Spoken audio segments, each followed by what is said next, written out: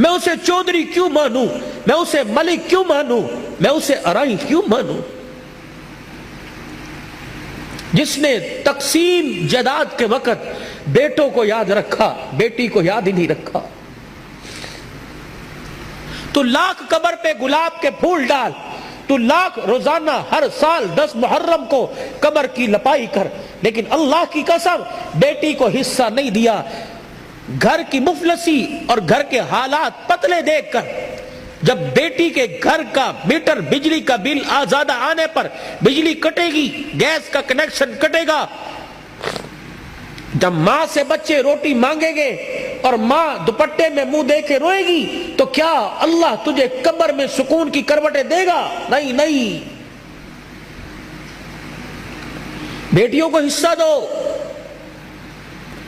بہت سخت پکڑ ہے، قیامت کا دن ہوگا، اللہ پوری روح زمین کو لوہے کی بنائیں گے، پھر جہنم میں اسے جہاں تک اس کی مرضی اس کو گرم کیا جائے گا، پھر اس پوری زمین میں سوراخ کر کے ایک جہنم کی زنجیر اس میں ڈالے گا۔ اللہ فرمائیں گے لاؤ، جس نے دنیا میں بیٹی کو حصہ نہیں دیا، یہ زمین کی سلیٹ اس کے گلے کے اندر ڈال دو اور درے مار مار کے پورے میدان محشر کا چکر لگاؤ۔ لوگ پوچھے یہ کون ہے؟ کہ یہ وہ ظالم ہے جس نے تقسیم وراثت جائیداد کے وقت اپنی بیٹیوں کو یاد نہیں رکھا تھا۔ اچھا مجھے ایمانداری سے بتلاؤ، بیٹیوں کو حصہ نہ دینے پر تمہاری کون سی صحت میں اضافہ ہوتا ہے؟ بیٹے کون سا تمہیں سونے کے چمچے سے منہ میں تمہارے خوراک ڈالتے ہیں؟ اور یاد رکھنا، مرنے کے بعد بیٹے، اللہ ان کو زندگیاں دے، بیٹے جائیداد کے وارث ہوتے ہیں، لیکن بیٹیاں جب تک زندگی ہے باپ کی چرپائی کی وارث ہوتی ہیں۔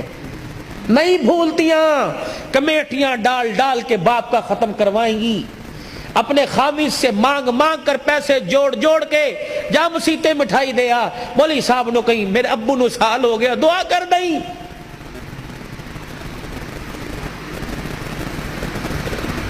یہ دین ہے، میں اسے کہاں ڈھونڈوں؟ میں اسے کس خطیب کی زبان پہ تلاش کروں؟ کس مورخ کی تاریخ میں تلاش کروں؟ کون سے فسانے اور کون سے ناول میں اور کون سے سنڈے میگزین اور ایکسپریس اور نوائے وقت اخبار میں تلاش کروں؟